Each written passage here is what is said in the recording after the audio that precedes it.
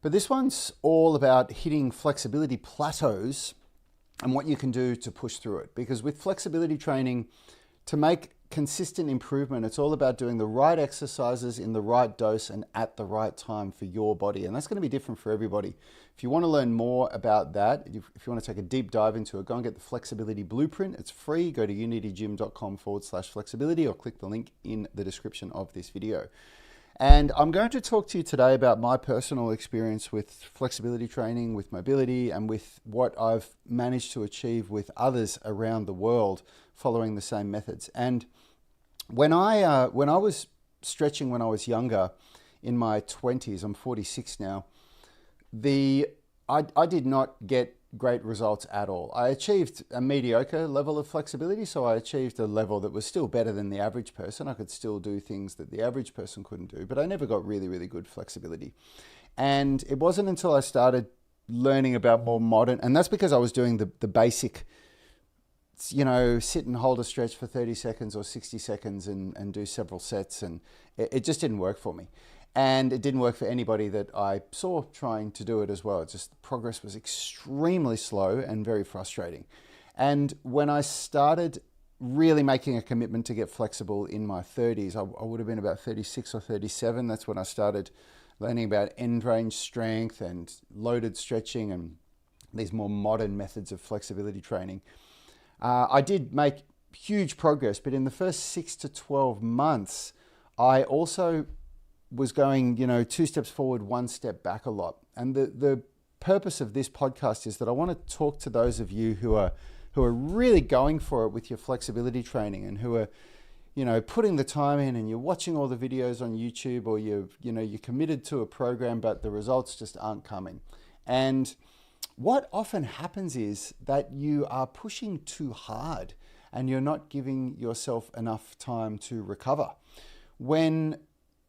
Often when you create more recovery time, you actually see better results, better, progress with your flexibility training than going at it every day. Like an example for me, when I started all my flexibility training in my late 30s, my benchmark flexibility movement was the middle splits. I really wanted to be able to do the middle splits because it was something that I was trying to do for a decade when I was doing Kung Fu, and I never got it.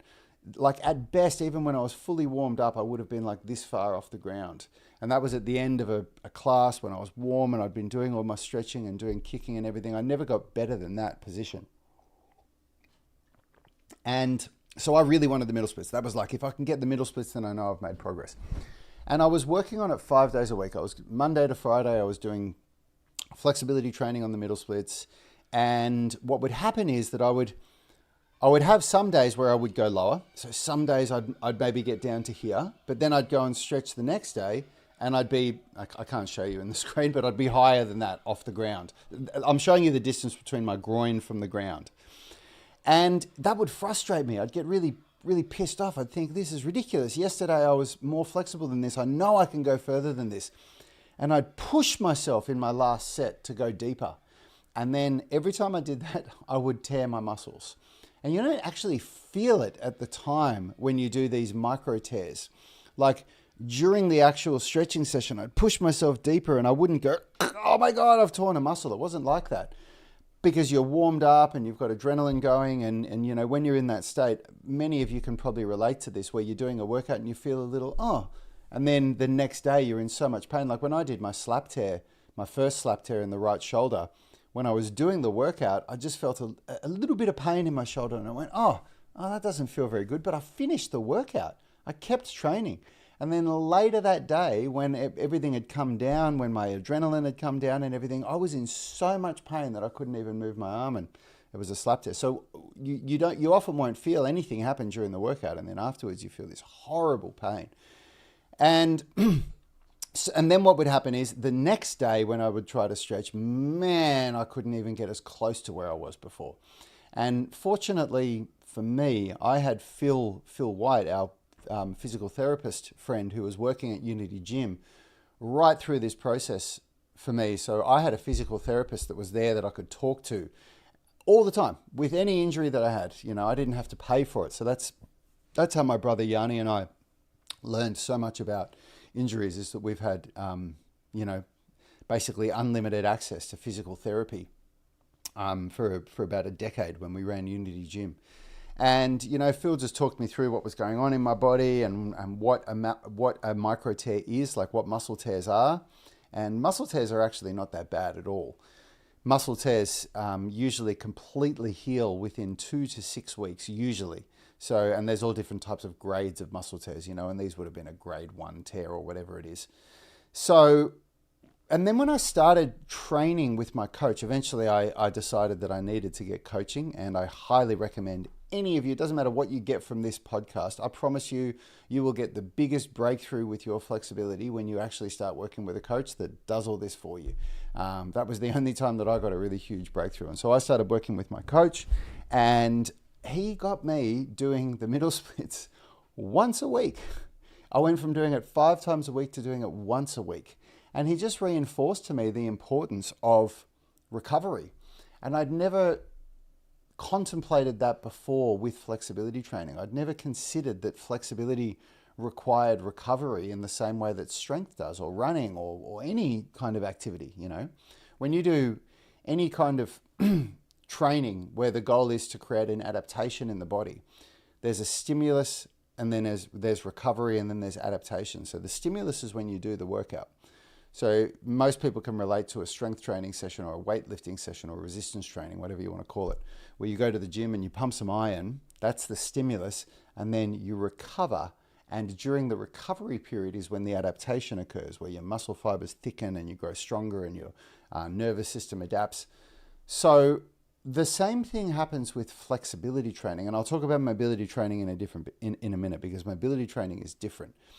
But with flexibility training, when you're doing things like end range strength, where you're contracting your muscles really, really hard at end range, like for example, in the middle splits, you're doing these, end range contractions for your glutes. I'm going to pull some up on the screen here while I'm talking. That kind of thing requires recovery. Like you're going to be seriously fatigued after that. Your muscles are in need of of rest and repair. You can't just do that stuff sort of 5 days a week. And once I started to actually, here's an example of, let me pull this up here, of what I mean by end range strength for the glutes. So when I started to recover, so when I'm doing this, actually this is unedited footage, so you've got to excuse me. But when I started because I was doing stuff like this 5 days a week, and when you're doing stuff like this, these muscles here, these are getting a massive workout here, and I just didn't get that. Like my attitude with flexibility training when I started was, the more I did, the better I would get. If I pushed harder, if I did more training, then I would get better quicker. And that is one of the biggest mistakes that I made in my training, and it cost me some of the worst injuries that I've ever had. And it's not just about strength training, it's flexibility training is the same. Pushing harder does not equal greater success. And so when I went to doing middle splits 1 day a week, within the next 6 months, I unlocked the middle splits. I got full touchdown. I got my groin down to the ground. It was incredible. It was such a weird experience for me to do 20% of the amount of volume that I was doing, 20% of the amount of work, but get a better result. And don't get me wrong, the one middle splits workout that I did, there was a lot of work in it. Like it was a 1 hour or a 45-minute long workout, but it was only once a week. And often I see people that come into our UMS online personal training, and they show me what they're doing, and it is so much work, and they're telling me how they're just not getting more flexible. And I strip it back and create a program for them that balances strength and flexibility. So they're not just doing flexibility, but they're doing strength and flexibility within the same workout. They're doing push and pull movements, because when you do antagonistic movements for flexibility as well, so when you're working, so for example, if you're working hip flexion, so hamstring flexibility, lifting your leg up here to your head, and hip extension, so hip flexor flexibility, in the same workout, you get an increased result than if you're just working on the same muscle group. And that was a real revelation for me, and it's made a huge change in my flexibility. I got so much more flexible and with less work, It's incredible how it happened. Because flexibility is about retraining your nervous system. It's about teaching your nervous system what is and what isn't possible. And so what you do is when you do a flexibility session, you're basically trying to hack the nervous system. I always hate using that word because I see it used so many times on with YouTubers, and it makes me feel like you're just talking bullshit. But it's actually the truth in this case. You actually are hacking your nervous system because it's your nervous system. There's all these different responses that go on in your nervous system when one of your limbs goes to its end range. So when your arm lifts up to here and when you get to a point where you can't lift any further, it's because of all these things that are happening within the nervous system where your nervous system is detecting that the muscle is going to full stretch and it's sensing that it could be dangerous now.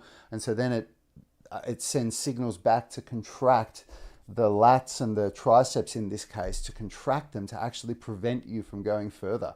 And so what you're doing when you're developing more shoulder flexion, when you're bringing your arm up above your head higher, is you're actually hacking that system so that the nervous system doesn't contract the lats and the triceps here, but instead it contracts them here. So that's what's going on when you're doing flexibility training. And what happens is that if you actually tear the muscles during that process, if you go to that point where the nervous system goes, yep, I'm going to contract those muscles here, and then you force it and you cause those micro tears in the muscles, like what I was talking about, then you reinforce to the nervous system that the response that it was having to restrict your flexibility was the right response, and it will kick in at that stage or even sooner. So it completely stifles your flexibility progress. It completely sets you back because it's making you, it's reinforcing that this is a range of motion that's dangerous. So you do not want to be doing that. All right, I've got a couple of questions here. Let me just read this here. Mr. Tigris is saying, sir, can you please make a video on bicep tendonitis in the shoulder? Sure thing. We've had a lot of questions about bicep tendonitis, so I'll get Phil, our physical therapist, to do that with me because I'm not a physical therapist, but I'll get Phil to do it. Bro, does natural bodybuilding make me stiff and less athletic? Short answer, yes. Long answer, it's not that simple. If you're training reduced range of motion, which is what I've seen most people amateur bodybuilders that aren't learning from a good coach do, which means that you're not taking your joint through absolute full range of motion and you're not contracting your muscles at end range. If you're doing that and you're not doing flexibility training, then yes, you are becoming less and less flexible. The more you train, the less flexible you will be. And that is why so many bodybuilders are so inflexible. Sorry, there's a kookaburra outside my window, so you can hear that out there, I'm sure. That's why so many bodybuilders are so inflexible, because they train reduced range of motion. Same with powerlifters. So, but weights training and getting strong doesn't equal less flexibility, but you have to train full range of motion. And even training 90% of your full range of motion will mean that you will not get more flexible. So then the other thing to talk about as well is so Mr. Tigris is saying, so I used to work out daily and my shoulder started making clicking sounds, but no pain. I went to an orthopedic surgeon and he said tendons are making those sounds and it's nothing to worry about. Yeah, yes and no. Look, the solution, man, is to get strong. Make your shoulder as strong as possible and it won't be a problem. I mean, I've still got a slap tear in both shoulders. If I got an MRI tomorrow, it shows that I have a slap tear. But my shoulder is so strong now, both my shoulders, that I can do everything that I want to do. I'm stronger than I was before the injuries and the slap tears aren't a problem. And that's what the solution is. The solution is get as strong as possible and build and maintain your full range of motion. So back to flexibility training. The other thing that's a really, really big part of making you really flexible and making sure that you don't stifle your progress with your flexibility training is mobility training, daily mobility training, like our 20-minute mobility routine. And there's several reasons for that. When I'm sick or when I'm on a holiday or whatever it is, when I'm not training the way that I normally train, the one thing that I do every day is the 20-minute mobility routine. And that's because it is the biggest bang for your buck routine that I've ever found or seen. And it is the one thing that keeps me from going backwards. Because we do foam rolling for the whole body, which it's basically like giving yourself a massage. It's like a self-massage and self-myofascial release. So it's massaging your fascia. It helps to, alleviate the aches and pains and to get rid of muscle knots, which for me is huge. I've got a pars defect, so a pars fracture in L4 and L5 in my spine. I've got spondylolisthesis in the same joint and spondylosis, and it's really bad stuff that if I don't manage properly, I've been advised by surgeons and sports doctors that I should get my spine fused. That's what they say to me when they look at the CT scans and MRIs of my spine. They go, oh man, you should get your spine fused.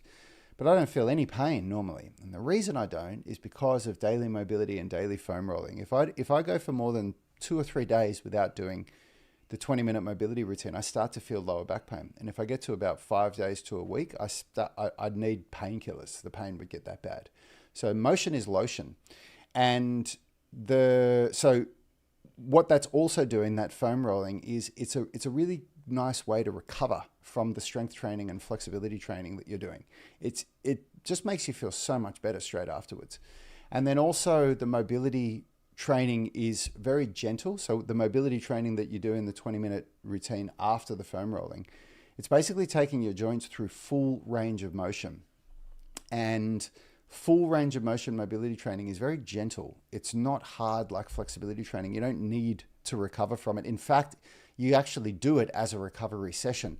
So it's a really, really good thing to have in your back pocket as something that you can do to balance out all of the hard flexibility training that you'll be doing if you're pushing towards the middle splits and the front splits and the back bridges and things like that.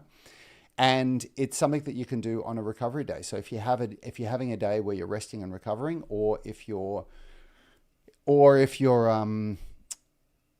just feeling too sore and you don't want to do your flexibility training for the day, or to do at the end of your flexibility session, if you're somebody that's got enough time and you can do that, it's a really, really good thing to do at the end of your flexibility training to solidify the flexibility results, because you do all this flexibility work where you're doing end range contractions and loaded stretching to increase your flexibility, to increase your mobility. And then at the end of it, to do a gentle mobility routine where you're intentionally taking your body through that full range of motion, but with less intensity. That's a really, really good way to solidify your flexibility gains.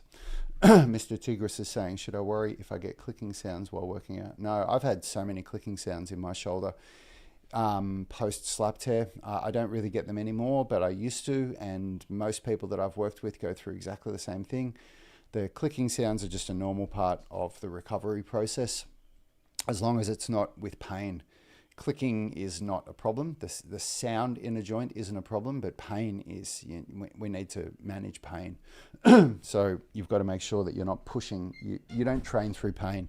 You can push. You can have a little bit of pain when you're working out with a shoulder repair program or a shoulder recovery program, but it shouldn't persist longer than a set. So a bit of pain and discomfort during the set is acceptable.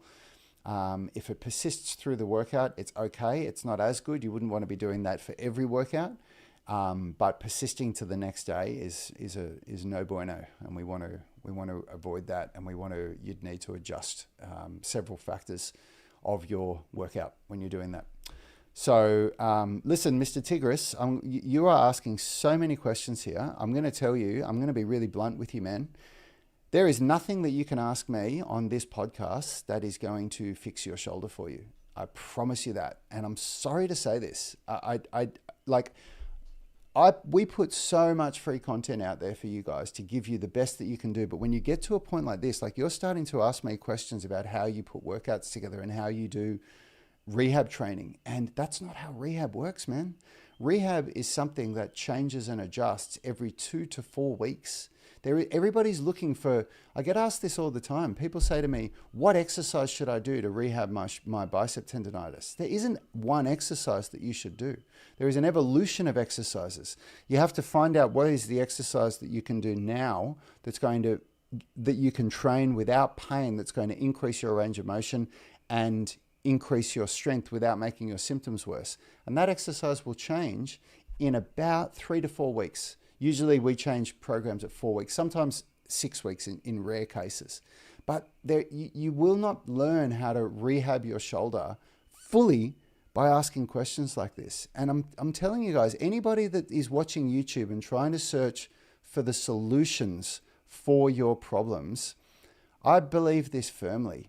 You should use YouTube to research and to find the teacher that you trust enough to put your faith in, and then fully commit to their process for a minimum of 12 weeks. Minimum. Between 12 weeks and 24 months. That's what you should be using YouTube for. I guarantee you that whatever results you guys think you've gotten from watching any YouTuber's videos, it is a fraction of what you'll get if you commit to working with them. It's a fraction of it. And I say this because I went down this journey myself. Before we were, doing YouTube so much like this, I spent hours every day watching YouTube videos. Hours and hours and hours. Like, I reckon I would have averaged about 3 hours a day for probably 5 years of YouTube content, searching for the answers and putting it together and trying to work out how to do the programs and learn from the people that I wanted to learn from. And I just didn't make good progress at all like that. And not only did I not make good progress, I had two of the worst injuries in my life. I had slap tears in both shoulders from it. And it wasn't until I actually committed and started working with somebody that things really changed for me. And the biggest change that I've had in my training, the people that I worked with a flexibility coach, Joachim Hilderson, for a year, and I worked with Roy Goldschmidt for 2 years. And you can't see the forest through the trees when you're looking at all this stuff. And I don't mean to be blunt, man. Actually, I do. I shouldn't say that. I mean to be very blunt. I don't mean to knock you down and to make you feel bad about asking questions, but you're coming to the point where you're asking, like saying to me, should we do a lateral raise, keeping the elbow straight or bending? I can't tell you that, because what I would need to do is I'd need to look at you doing your exercises, and you would need to describe to me what's happening when you're doing it with a bent elbow or with a straight elbow, because both of them are viable options. You can do both of them. You can do a chest press with your hands like this and with your hands like this. You can do a chest press on a decline, a flat, a 15-degree incline, a 30-degree incline, and a 45-degree incline, and it's still a chest press, all of them. And which one you do is going to be right for you based on where you are now. And eventually, dips are a great exercise, but at the start of your recovery, they're probably one of the worst things that you can do for bicep tendonitis. It'll probably make your injury 10 times worse if you try and do dips in the early phases. So there's so much to it, man. And when you get to the point where, like, I can see you're so desperate for answers, I can see it, I can feel it coming from you, from the questions that you're asking. But yeah, you're going to get your head filled with information with the more questions you ask, and you still won't know the whole picture. So yeah, I strongly recommend that you find somebody to work with and commit to the process for at least 12 weeks. You'll have a breakthrough. You'll learn more than you ever knew before, and your shoulder will be better than it ever was before. Thanks so much for tuning in, guys. I hope you guys learned something. The main thing that I wanted to get across to you guys here is that pushing hard to get more flexible doesn't work in my case, but I'll give you a little caveat for that. Didn't work in my case, hasn't worked with anybody I've worked with. When you do end range contractions, like what I was showing you before, like those pissing dogs, you work as hard as you possibly can. So this kind of thing, I'm going to bring this up on screen again. So this kind of thing here, this is what we call end range contractions. You work as hard as you can when you do these. This is where you push. Like if you cramp and you have to stop because you're cramping, then it means you're doing the right thing. Whereas when you do loaded stretching, so the loaded stretching is where you're holding onto weights and you're doing you're doing the splits and things like that. Let me pull one up here. So this is loaded stretching. So loaded stretching is, when you're under load and you're doing a flexibility movement. When you do this stuff, do not push hard. This stuff, you take it easy, you allow your body to adapt. If you push hard, you're going to get tears in the groin here, you're going to get tears in the adductors, you're going to feel pain in the knees, and all of that. If you feel pain when you're stretching, then that is going to stifle your progress. It's going to slow you down. It's going to reinforce to the nervous system that this is a dangerous thing to do, and it's going to make you less flexible. So end range contractions, push as hard as you can. Loaded stretching, don't push hard, allow the flexibility to come.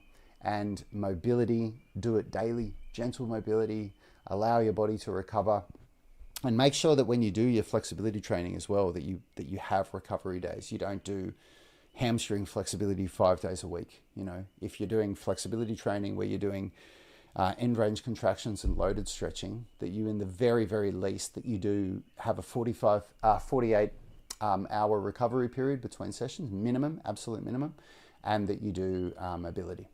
All right, thanks team. I really hope that you guys learned something from this, and I will see you tomorrow. I'm making a commitment to do these live streams daily. So, because I'm in my office every day anyway at this time, so I figure I get asked enough questions on YouTube. I thought, why not just go live and answer them and give you guys some value. So I'll see you guys again tomorrow at the same time. Have a wonderful day.